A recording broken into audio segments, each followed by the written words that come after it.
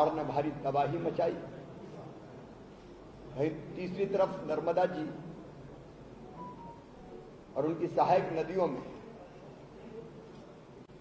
भयानक विनाशकारी बाढ़ आई।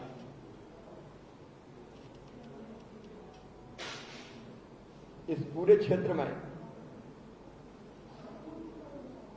अनेकों शहर और गांवों में पानी घुस गया। कई गांव जलमग्न हो गए और कई जगह लोग अपने गांव में घिर गए। एक साथ बरगी, तवाब, बारना, इन सबसे पानी भी छोड़ना पड़ा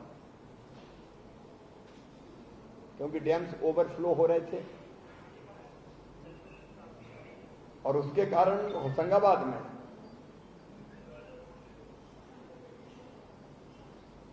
पानी 982-83 फीट, खतरे के निशान 964 है, को क्रॉस कर गया और नर्मदा जी के दोनों तरफ, विशेषकर होशंगाबाद, रायसेन और सीहोर जिलों में इस पानी ने तबाही मचाई। कई शहर और गांव, सहायक नदियों का पानी चूंकि रुक गया, नर्मदा जी में पानी काफी आ जाने के कारण बारना का पानी बरेली में घुस गया। होशंगाबाद के बड़े हिस्से जलमग्न हो गए। साहेबगंज में पानी घुसा और फिर दोनों तरफ के अनेकों गांवों में पानी ने तबाही मचाई। कल परसों रात से ही हमने राहत और बचाव के काम व्यापक पैमाने पर प्रारंभ किए। आज की स्थिति में भी बरगी, तवा, बारना, इंदिरा सागर, ओमकारेश्वर, इनके सारे गेट खुले हुए। तवा के अब हमने बंद किए क्योंकि कैचमेंट एरिया में पानी कम किया है। अब बारिश में कमी आई है। भारी बरसात के कारण पिछले 2 दिनों में, क्योंकि परसों रात से हमने काम प्रारंभ किया, कल दिन भर चला और रात भर भी हमारे सारे कमिश्नर्स, कलेक्टर्स, एसडीएम्स, तहसीलदार, पुलिस के हमारे आईजी हो, एसपी हो, एसओ, टीआई स्तर तक के लोग हों, हमने एनडीआरएफ की टीमें मंगवाई, एसडीआरएफ और होमगार्ड्स की टीमों को सक्रिय किया। कल ही हमने एयरफोर्स से भी आग्रह किया कि एयरलिफ्ट करने की लोगों को जरूरत पड़ेगी और सबके सम्मिलित प्रयासों से पिछले 2 दिनों में 12 जिलों के 454 गांवों से 7,000 से अधिक लोगों को बाढ़ग्रस्त क्षेत्रों से हमने बाहर निकाला। 170 राहत शिविर प्रारंभ किए हैं जिनमें लगभग 9,300 लोग अभी रह रहे हैं। 40 गांवों से लगभग 1,200 लोगों को अभी और निकाला जाना है और उसमें भी हम युद्ध स्तर पर लगे हुए हैं। रात भर मैं भी कंट्रोल रूम में बैठा रहा। यहीं पे कंट्रोल रूम हमने बनाया और हमारे सारे वरिष्ठ अधिकारी टीम लगातार काम करती रही। कल ही हमने छिंदवाड़ा जिले में भारतीय वायुसेना की सहायता से सवेरे 1 और शाम को फिर 5 व्यक्तियों को एयरलिफ्ट किया था। बालाघाट में आज सवेरे सवेरे 3 लोगों को बालाघाट के खैरलान जी के पास एक गांव था, वहां से एयरलिफ्ट कर लिया गया है। सीहोर जिले के सोमलवाड़ा में गांव पूरी तरह से जलमग्न हो गया था, लोग घिरे हुए थे। कल हमने वोट से कोशिश की थी और कमिश्नर और आईजी भोपाल लगभग 2 किलोमीटर पानी में से होते हुए वहां पहुंच गए थे।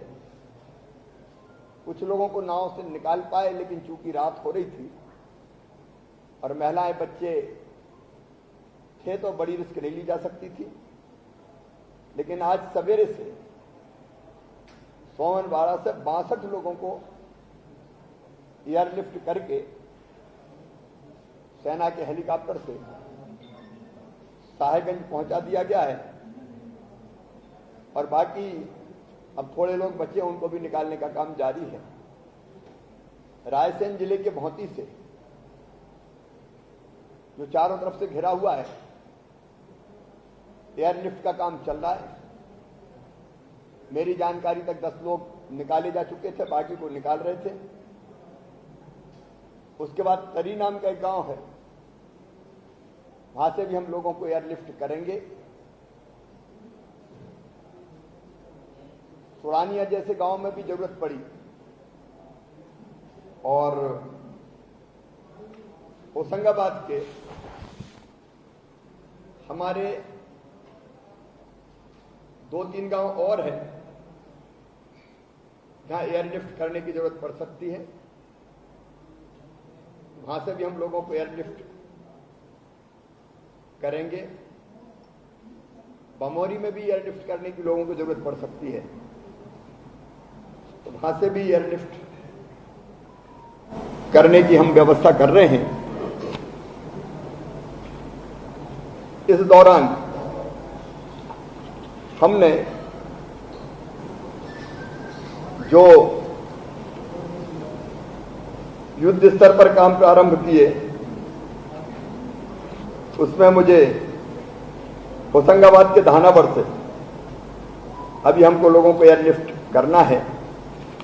हम लोग नाव से भी प्रयास कर रहे हैं, क्योंकि हमारी एनडीआरएफ की टीम भी और एसडीआरएफ की टीम भी बहुत बढ़िया काम कर रही है। अपनी जान पे खेल के लोगों को बचाने में लगे। कल नरेला नाम के गांव से रात को 2:30 बजे 5 लोगों को कोलार नदी से निकाला गया। तो नाव से भी अपनी जान पे खेलकर लोगों को निकालने के काम में हमारी एसडीआरएफ, हमारे होमगार्ड्स, हमारे पुलिस के जवान, एनडीआरएफ की टीम, सेना की टीम की, क्योंकि अब आर्मी की भी हमने जो कंपनियां मांगी थी, 2 कंपनियां सीहोर जिले में, 2 कंपनियां रायसेन जिले में, ये पहुंच रही हैं। होशंगाबाद में काम शुरू कर दिया है सेना ने। एनडीआरएफ के भी 4 दल हमारे सक्रिय हैं। 4 अतिरिक्त दलों की हमने मांग और की है। 3 वायुसेना के हेलीकॉप्टरों से एयरलिफ्टिंग का काम किया जा रहा है। 2 और हमने मांगे हैं, तो वो भी बहुत जल्दी मिलने की संभावना है। मैंने रात को माननीय रक्षा मंत्री जी से चर्चा की थी। आज सवेरे माननीय प्रधानमंत्री जी से बात करके उनको पूरी जानकारी मध्य प्रदेश की बाढ़ की स्थिति की दी और उनका स्नेहपूर्ण सहयोग और समर्थन हमें मिल रहा है। एक घटना का मैं जरूर जिक्र करना चाहूंगा। इस संकट की घड़ी में जवानों ने जान पे खेल के जो काम किया है, ग्राम बालाबेट होशंगाबाद में कल नर्मदा जी के पानी का बहाव बहुत तेज था। गांव पूरी तरह से कट गया। 2 माह और 5 माह के बच्चों सहित 4 लोगों का परिवार पूरी तरह से फंस गया था। एसडीआरएफ और होमगार्ड की टीम ने रात में ऑपरेशन किया, क्योंकि बरसात के कारण बच्चों की भी जान बचाना जरूरी था। मूसलाधार बारिश के दौरान उन्हें एक नाव के माध्यम से निकाला और फिर नाव को उल्टा करके छाया की गई। बच्चों को पानी से बचाया। एसडीआरएफ के leader platoon commandant Shri Rajkumar Katare ने और उनकी टीम ने अद्भुत काम किया। पास के थाने को गूगल लोकेशन भेज दी और थाने ने व्यवस्था कर फिर गाड़ी भेजी और कमर के बराबर पानी से भी चल के बच्चों को बचा के वहां की एक फैक्ट्री में सुरक्षा दी गई। बालाबेट के सरपंच ने भी बहुत अच्छा काम किया। ऐसे सभी काम करने वाले अफसर जवानों का मैं हृदय से आभार व्यक्त करता हूं। एक नहीं, ऐसी अनेकों घटनाएं हैं। एक का तो मैंने आपसे यहां जिक्र किया है। राहत की बात फिलहाल ये है कि अभी बारिश का पानी थमा है। बांध से भी मैं, जैसा मैंने बताया, तबा से डिस्चार्ज कम किया है, इसलिए धीरे धीरे पानी अभी नीचे आ रहा है। लेकिन सतर्क रहने की जरूरत है क्योंकि बारिश फिर हो सकती है। मुझे इस बात का संतोष है कि इस दौरान लोगों को निकालकर उनकी जान बचाने में हम लोग सफल रहे हैं। पहला लक्ष्य था हमारा लोगों की जान बचे। उससे फंसे लोगों में कोई कैजुअलिटी नहीं हुई, ये मेरे लिए संतोष की बात है। अलग अलग जगह कहीं कोई पुलिया से निकल गया, बह गया, इस तरह की घटना जरूर हुई। एक पंचायत सचिव रायसेन जिले में बहे हैं।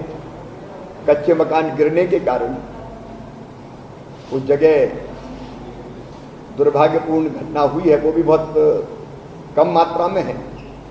कटनी जिले में एक जगह और, लेकिन हम लोगों की जान बचाने में डूबने नहीं दिया, सफल रहे। आज जो सिस्टम है पूरा बारिश का, वो पश्चिमी मध्य प्रदेश की तरफ चला गया है और संभावना है 24 घंटों में पश्चिमी मध्य प्रदेश में भारी बारिश होगी। इंदौर, उज्जैन, शाजापुर, रतलाम, देवास, झाबुआ, अलीराजपुर, मंदसौर, नीमच, ये जो पश्चिमी इलाका है, वहां प्रशासन को सतर्क कर दिया गया है। पिछले साल गांधी सागर बांध का पानी काफी देर से छोड़ा गया था। इसके कारण भारी तबाही हुई थी। अभी गांधी सागर बांध 2 मीटर खाली है, लेकिन हमने फिर भी पानी का डिस्चार्ज भारी बारिश को देखते हुए प्रारंभ करा दिया है, ताकि अचानक भारी बारिश से पानी इतना ना भर जाए कि फिर डूबने के कारण तबाही मचे। पश्चिम मध्य प्रदेश को पूरी तरह से सतर्क किया है। मैं स्वयं कल भी मैंने विपरीत मौसम में प्रयास किया था, हम कुछ स्थान पर पहुंचे, लेकिन लो क्लाउड्स होने के कारण नीचे संपर्क नहीं हो पाया। आज मैं फिर अति भारी बाढ़ में जो गांव फंसे हैं उनका हवाई सर्वे भी करूंगा। यहां से सीधे मैं वहीं जा रहा हूं और उसके बाद वहां से लौटने के बाद फिर शाम को मेरी चिंता है, अगर बाढ़ का पानी उतरा तो बीमारियों का खतरा होता है। इसलिए स्वास्थ्य विभाग, नगर पालिका, ग्रामीण विकास विभाग, इनके साथ फिर शाम को बैठक करूंगा। एक बार फिर बाढ़ की स्थिति का जायजा लूंगा। कोशिश भरसक यही है कि इस तबाही से हम लोगों को निकालें। पहले पानी उतरे, लोग डूब ना पाए, बचें। राहत शिविरों में व्यवस्था ठीक करें कोरोना को ध्यान में रखते हुए, और बाद में फिर व्यवस्थापन के काम को हमको प्रारंभ करना पड़ेगा। फसलें भी व्यापक पैमाने पर खराब हुई हैं, तो उसमें भी किसानों को राहत देने के काम का प्रारंभ किया जाएगा। सर, क्या नुकसान का अभी तो मैं नहीं कह सकता। देखिए, अभी तो तबाही मची ही है, पानी अभी निकला नहीं है, और इसलिए हम पानी उतरने का इंतजार करेंगे। उसके बाद क्षति का आकलन करेंगे और पूरी कोशिश होगी कि बेहतर तरीके से हम इनके पुनर्वास की फिर से व्यवस्था करें। आकलन कर रहे हैं कि कोरोना बढ़े, पूरी बरसात से बाढ़ आई, उसके बाद क्या संक्रमण बढ़ेगा, घटेगा? देखिए, पूरी कोशिश है कि राहत शिविर में भी स्क्रीनिंग करके हम लोगों को रखें, स्वच्छता और बाकी व्यवस्थाएं बना के रखें। आपात काल है एक तरह से, लेकिन प्रयास पूरा करेंगे। कोरोना से भी निपटेंगे और बाढ़ से भी निपटेंगे। किसानों पर हाथ के लिए कितनी प्लानिंग की था? देखिए, ये मेरी सरकार है, जो जनता के लिए, किसानों के लिए। इसलिए एक तो फसल बीमा योजना का लाभ 31 अगस्त तक हमने तारीख इसलिए बढ़वाई थी कि कई किसान रह गए थे, और दूसरे RBC 64 का लाभ, ये दोनों देके हम उसके नुकसान की भरपाई करेंगे। अभी सर्वे होना थोड़ा मुश्किल हो जाएगा। अभी तो तत्काल फसल का सर्वे मुश्किल है, पानी उतरने दीजिए, लेकिन जहां भयानक बाढ़ नहीं है वहां सर्वे का काम हमने पहले प्रारंभ कर दिया था। मैं परसों खराब फसलें देखने निकला था।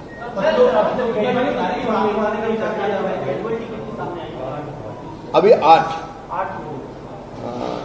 कच्चे मकान गिरने के कारण, और मैंने कहा कि जैसे एक दुर्भाग्यपूर्ण घटना निकलते समय कुछ लोग मानते नहीं हैं कहने के बाद भी, और रफ्ते अब पुल पर से निकलने का प्रयास करते हैं। लेकिन फिलहाल इस समय की जो त्रासदी हुई है उसमें अभी तक 8 की, लेकिन और भगवान ना करे समाचार आए, लेकिन और जानकारी। सर आपने कहा था कि मध्य प्रदेश के बच्चों को नौकरी देंगे, तो उसमें सरकार ने आगे आज मैं केवल बाढ़ पर बात करूंगा उसकी फिर। सर आपने धन्यवाद। कोई जो है कंट्रोल रूम बना के रखा है 24/7 आप स्वयं देख रहे हैं, तो आपको क्या लग रहा है जमीनी हकीकत क्या है?